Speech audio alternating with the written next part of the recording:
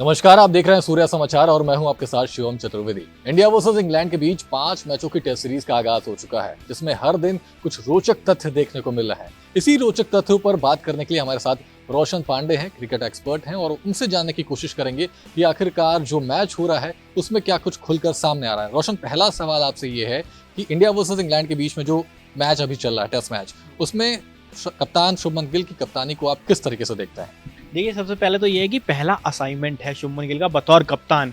और जो पहला असाइनमेंट है वो ऐसा लग ही नहीं रहा है कि ये पहला है, क्योंकि जिस तरीके से सबसे पहले उन्होंने अर्धशतक लगाया, उसके बाद ये तारीफें हुई कि सबसे युवा खिलाड़ी बन गए हैं बतौर कप्तान भारतीय अर्धशतक लगाने वाले। लेकिन उसके बाद उस अर्धशतक को सेंचुरी में तब्दील कर गए, उसके बाद सेंचुरी लगाने सबसे युवा वाले खिलाड़ी बन गए। लेकिन उसका 150 तक जाने वाले थे, हालांकि 146 पे आउट हुए। लेकिन जिस तरह की उन्होंने कप्तानी पारी खेली, वो एक कहावत होती है ना कि कैप्टन लीडिंग फ्रॉम फ्रंट, बिल्कुल फ्रंट से लीड किया। और सिर्फ कप्तान नहीं, उप कप्तान ने भी, यानी कि ऋषभ पंत ने भी बहुत ही बेहतरीन वहां पर पारी खेली, जिसे देखने को मिला कि टीम का जो मनोबल है वो बहुत आगे बढ़ गया और जो स्कोर है वो लगभग, मैं कहूंगा कि लगभग 500 पर पहुंच गया है, जो कि भारत की बड़ी बात है। और अब इंग्लैंड कहीं ना कहीं परेशान होती दिखाई दी है हमें।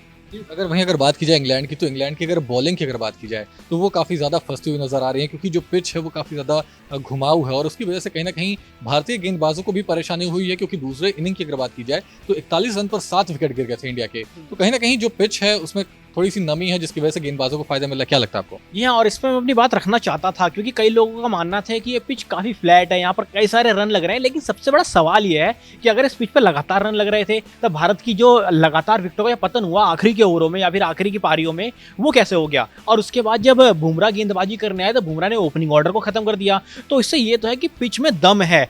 जो कमी है वो है कहीं ना कहीं इंग्लैंड की गेंदबाजी में, क्योंकि आप देखिए ना इनके पास रूट है, ना ही, माफ कीजिएगा, रूट तो बल्लेबाज के तौर पर है, ना ही इनके पास जिम्मी एंडरसन है और ना इनके पास स्टुअर्ट ब्रॉड है। और जैसे जिम्मी एंडरसन और ब्रॉड गए, मुझे लगता है कि गेंदबाजी क्रम खत्म ही हो गया है। यानी वो इंग्लैंड जो अपने बाउंसर से, अपनी तेज रफ्तार, अपनी स्विंग से जानी जाती थी, अब जोफ्रा आर्चर नहीं है यहाँ पर। गस एटकिंसन जिन्होंने डेब्यू किया था, बहुत ही बेहतरीन गेंदबाजी करी थी, अब इनके पास वो नहीं है। क्रिस वॉक्स पे काफी ज्यादा प्रेशर है, पर क्रिस वॉक्स काम वो कर नहीं पा रहे हैं। सारा का सारा जिम्मा है वो कप्तान बेन स्टोक्स ने संभाल रखा है। उन्होंने बहुत मजबूत, बहुत अहम विकेट भी चटकाए, लेकिन टीम को साथ देना पड़ेगा। टंग ने लास्ट में कुछ विकेट चटकाई, लेकिन वो गेंदबाजों की विकेट चटकाई। तो कहीं ना कहीं गेंदबाजी से जूझ रहा है। और मुझे लग रहा है कि थोड़ा सा जब स्पिन चल रही थी ना, जब बसीर पे लगातार ऋषभ पंत छक्के लगा रहे थे, तो कहीं ना कहीं रूट को गेंदबाजी कराई जा सकती थी, क्योंकि रूट जो है थोड़ी सी ऑफ स्पिन डालते हैं और ऋषभ पंत अमून ऑफ स्पिन फंसते हैं। और एक बार तो बसीर नहीं फंसाया था। जी, आपने ऋषभ पंत का जिक्र किया और कुछ समय पहले उनका एक वीडियो था, वो काफी ज्यादा वायरल हुआ था। वहाँ पर सुनील गावस्कर ने उसमें उस टाइम में कहा था कि स्टूपिड,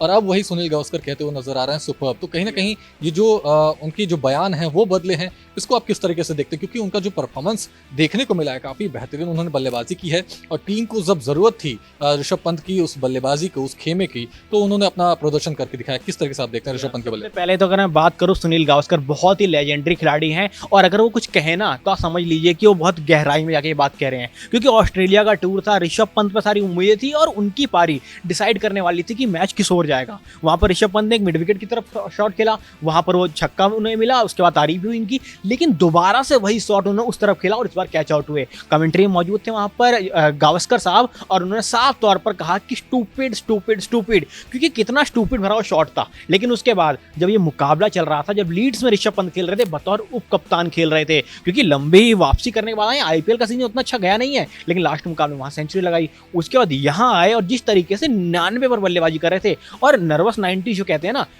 90 से लेकर 80 से 90 तक के स्कोर्स पे 7 बार आउट हो चुके हैं। 7 इनकी सेंचुरीज भी हैं और 7 बार 90 पर आउट हो चुके हैं। तो उसके बाद 99 पे अगर कोई बल्लेबाज सामने की ओर छक्का लगाकर अपनी सेंचुरी पूरी करे ना, तब तो आप भी कहेंगे सुपर, जो कि कहा वहां पर गावस्कर साहब ने। एक चीज और यहाँ पर देखा जाए तो, क्योंकि गौतम गंभीर की अगर बात की जाए तो गौतम गंभीर के नेतृत्व में देखा जाए तो युवाओं की जो टोली है वो काफी ज्यादा बेहतरीन परफॉर्मेंस कर रही है। लेकिन जो 2 खिलाड़ियों का यहाँ पर डेब्यू हुआ है, मैं बात करना चाहूंगा करुण नायर की और साई सुदर्शन की, लेकिन इन्होंने अपनी शुरुआती दौर में ही वो प्रदर्शन करके नहीं दिखा पाए जो शुभमन गिल बतौर कप्तान उन पर भरोसा कर रहे थे, गौतम गंभीर जो बतौर कोच उन पर भरोसा करते। क्या लगता है कि इन खिलाड़ियों को अगले मैचेस में मौका मिलेगा या इसके बाद उनकी भी छुट्टी हो सकती है? हालांकि देखिए सवाल तो ये है और सवाल ये होना लाजमी है कि क्या आईपीएल किड, क्योंकि मैं साई सुदर्शन को आईपीएल किड कहूंगा क्योंकि आईपीएल में बड़े सारे रन बनाए, कहा गया कि टेक्निकली बहुत फिट है, आउट किस गेंद पर हुए, बाहर जाते हुए गेंद पर, यानी कि आप देखेंगे पूरी तरीके से अगर टी20 क्रिकेट खेलते हैं ना तो वो गेंद वाइड होती, लेकिन उस गेंद पर आउट होना बहुत ही बेवकूफ़ी भरा वो डिसीजन था वहां पर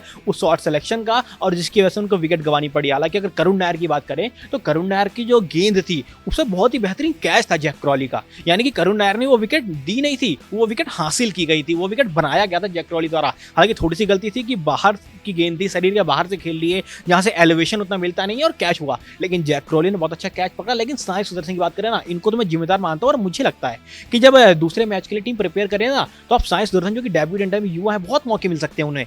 कहीं ना कहीं टीम अभिमन्यु ईश्वरन पर भरोसा जता सकती है क्योंकि अभिमन्यु ईश्वरन वो खिलाड़ी जिसने डोमेस्टिक क्रिकेट 27 सेंचुरी लगाई है। हालांकि अगर आप देखेंगे ना, ये जो प्लेइंग 11 अभी चल रही है, इस पूरी प्लेइंग 11 में किसी ने भी 27 सेंचुरी आज तक लगाई नहीं है, तो डोमेस्टिक क्रिकेट में वो बंदा 27 सेंचुरी लगा के आया है और अभी यहाँ पर बेंच को गर्म कर रहा है। देखिए, अगर वहीं पर अगर बात की जाए तो अभी फिलहाल के लिए टीम का जो प्रदर्शन है वो बेहतरीन देखने को मिला है। गेंदबाजी सेकंड अगर बात की जाए तो सेकंड इनिंग में इंग्लैंड ने थोड़ी बेहतर कराने की कोशिश की और 41 रन पर टीम इंडिया के 7 विकेट गिरा दिए। क्या लगता है कि कहां पर बदलाव करने की जरूरत पड़ सकती है टीम इंडिया को, क्योंकि अभी जो विकेट दूसरे इनिंग में गिरा, पहली इनिंग में पारी को संभालने की पूरी कोशिश की कप्तान और ऋषभ पंत ने और संभाली भी, लेकिन दूसरे इनिंग में जिस तरीके से विकेट की झड़ी लगी है, क्या लगता है कि कुछ बदलाव हो सकते हैं टीम इंडिया की बल्लेबाजी क्रम में या फिर गेंदबाजी क्रम में कुछ भी बदलाव देखने को लग सकता है? या गेंदबाजी क्रम में मैं एक बदलाव देखता हूँ, कहीं ना कहीं अब मोहम्मद सिराज को थोड़ा सा रेस्ट दिखे, क्योंकि ऑस्ट्रेलिया में भी उतनी गेंदबाजी कराई नहीं गई थी मोहम्मद सिराज से, तो मुझे लगता है कहीं ना कहीं आप मोहम्मद सिराज को थोड़ा सा रेस्ट दीजिए। आप टीम में लेके आइए अर्शदीप सिंह को। इनकी गेंद मुझे लगता है कि जिस गेंदबाज की खूबी आगे से मूव कराना हो, क्योंकि शॉर्ट गेंद तो हर कोई डालता है और शॉर्ट गेंद टेस्ट क्रिकेट में कामयाबी नहीं होती। हालांकि एंडरसन ने काफी विकेट चटकाई हैं, लेकिन अगर आप बात करें जो आगे से गेंद को घुमा सके वो गेंदबाज काफी कारगर साबित होता है। और कहीं ना कहीं अर्शदीप सिंह जो है पावर प्ले में जिस तरीके से गेंदबाजी करते हैं, जिस तरीके से आगे की गेंदों को अंदर लेके आते हैं, तो अर्शदीप सिंह यहाँ पर एक फैक्टर साबित होते हैं, एक्स फैक्टर साबित हो सकते हैं जो विकेट चटका सकते हैं। क्योंकि अगर आप इस सीरीज में भी देखेंगे ना तो यहाँ पर बुमराह अकेले पड़ गए थे, बिल्कुल उन्होंने 2 विकेट चटकाई, उसके बाद एक और उनको विकेट मिला,